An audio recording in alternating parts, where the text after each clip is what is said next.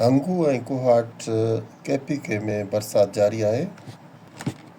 पंजाब में फोर्ट अब्बास खां बहावल नंगर ताईं बरसाति जो सिस्टम ठहियो आहे जेको उते बरसाति वसाए रहियो आहे।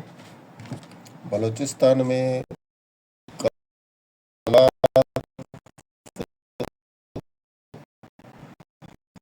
आहिनि। राजस्थान में बादल मौजूदु आहिनि जेके दाख़िल थिया आहिनि।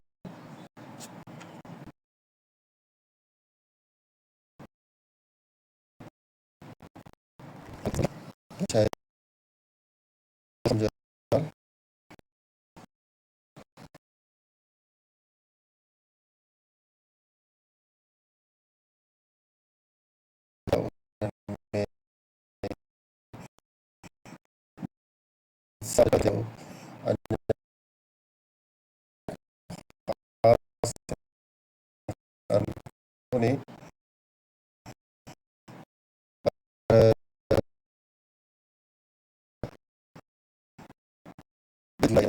सुभाणे खां वठी सिंध में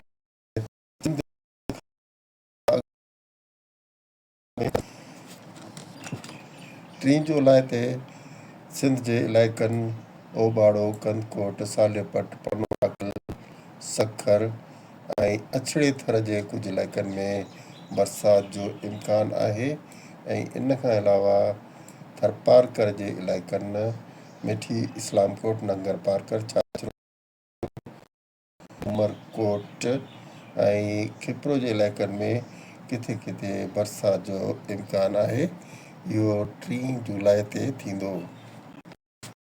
उनखां ऐं 8 में सिंध में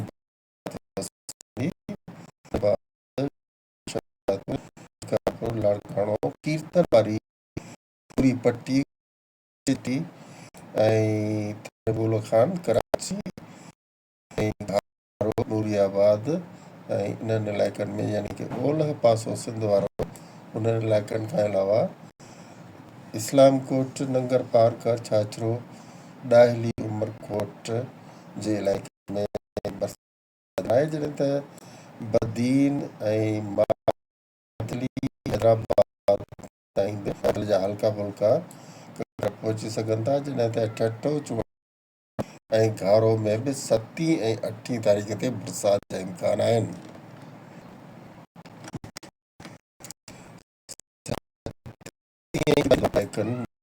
तमामु घणी बरसाति जो इम्कान आहे जिन में डेरा इस्माइल खान,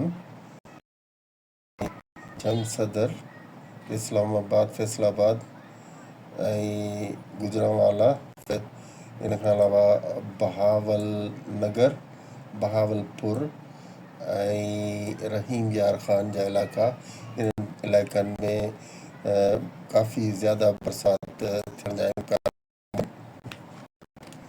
ख़ासि तौर ते थरपारकर जे इलाइक़नि जे लाइ इहो असां चऊं था त थरपारकर जे इलाइक़नि में 7 ऐं 8 तारीख़ जुलाई जी उन दौरान जेके ज़ोरदार सिस्टम ईंदा उन्हनि में खिमण किरण जा वॾा इम्कान आहिनि।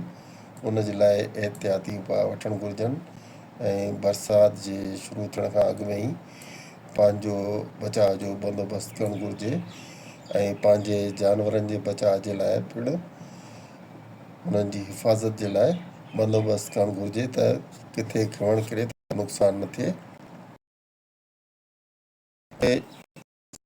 8 जुलाई जी ख़ासि अपडेट ॾिनी आहे। इन खां अलावा 3 जुलाई खां वठी 6 जुलाई ताईं जेके सिंध में बरसाति जा सिस्टम ठहंदा उहे किथे किथे टुकरनि जी सूरत में ठही सघनि था ऐं उन्हनि इलाइक़नि में अछड़ो थर ऐं ओभर थरपारकर, ख़ासि तौर ते इस्लामकोट, छाछरो, नंगर पारकर ऐं ओभर थरपारकर वारा इलाइक़ा शामिल आहिनि जिते बरसाति जो इम्कान आहे। हिन वक़्तु ॾखिण एशिया में जेके बरसाति जा सिस्टम हली रहिया आहिनि उन्हनि मां इहो नज़र अची रहियो आहे त मॉनसून जी बरसातुनि जा तमामु ताक़तवर सिस्टम अञा ताईं न ठहिया आहिनि ऐं उन्हनि जे ठहण में अञा ताईं एतिरी तेज़ी न आहे। उमेद आहे त जे अंदरि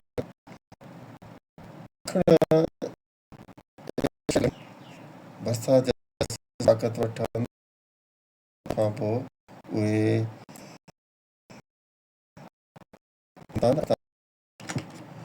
असांजूं अपडेट्स हासिल करण जे लाइ असांजो चैनल सब्सक्राइब कंदा। अॼोकी अपडेट पूरी कयूं था, हाणे ईंदासीं। तेसिताईं इजाज़त, अल्लाह हाफ़िज़।